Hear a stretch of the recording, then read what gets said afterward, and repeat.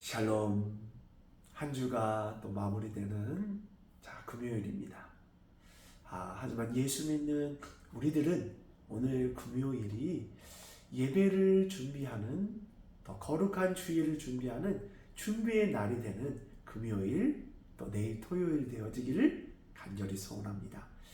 여러분, 예배를 준비해 보십시오. 하나님이 준비한 그 마음 가운데 놀라운 은혜를 주실 것입니다.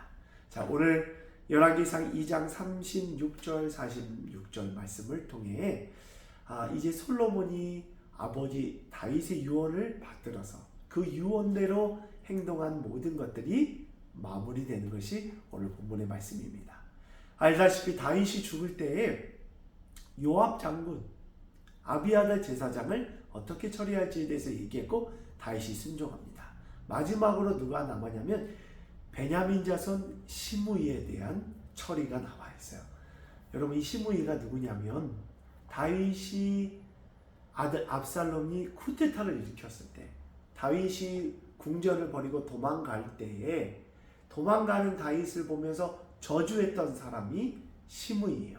시므이가 왜 다윗을 저주했는지는 알 것 같아요. 왜냐하면 시므이가 속한 지파가 베냐민 지파이기 때문에 다윗이 베냐민 지파의 왕이었던 사울 왕의 다음으로 왕위에 올랐기 때문에 아마 불만이 많았을 거예요.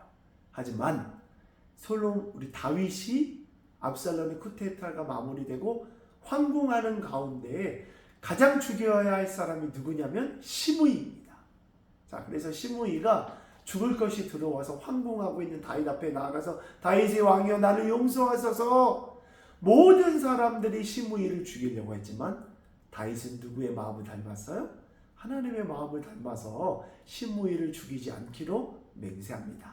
자, 그런데 다윗 왕이 죽었어요. 그 아들 솔로몬에게 시므이는 어떻게 보면 아버지 왕위를 흔들어 놓으려고 했던 사람. 어떻게 보면 아버지의 적이 자신의 적일 수 있는데 아버지의 유언을 받들어서 시므이를 죽이지 않습니다. 하듯이 그가 살 길을 열어주는데 그것이 무엇이냐면 예루살렘에서만 거주해라. 하지만 예루살렘을 벗어나면 너는 죽임을 당할 것이다. 자, 솔로몬이 참 지혜롭게 했던 것 같아요. 아버지에게 칼을 들이댔던 사람이기 때문에 자신도 그러할 수 있기 때문에 자신의 옆에 두고 다른 곳에 가게 되면 죽음을 맞이하게 됩니다. 자, 그러면 이 시므이가 살 수 있는 길을 열어줬으니까 이 말대로 잘 살았으면 문제가 없는데 예루살렘 성전에서 3년 살다가 자신의 종이 다른 쪽으로 도망을 가게 돼요. 자, 이때 왕의 명령을 어기고 그 종을 데려오기 위해서 다른 곳을 가서 종을 데려오다가 그 소식이 솔로몬에 알려져서 죽임을 맞이하게 돼요. 여러분, 오늘 본문에 나오는 이 시므이의 모습이 우리랑 너무 닮지 않았습니까?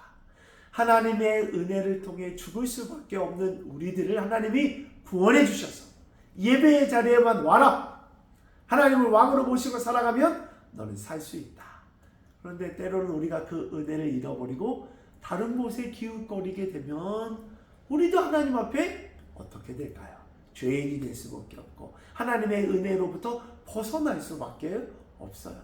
자, 그래서 우리에게도 영적으로 시므이와 같은 어리석은 모습이 있다면 하나님이 주신 그 은혜의 길을 잃어버리지 마시고 하나님의 자녀답게 하나님 말씀 붙잡고 하나님의 은혜 가운데 살아가게 될 때 하나님이 우리에게 은혜를 주시고 더 큰 축복을 주십니다.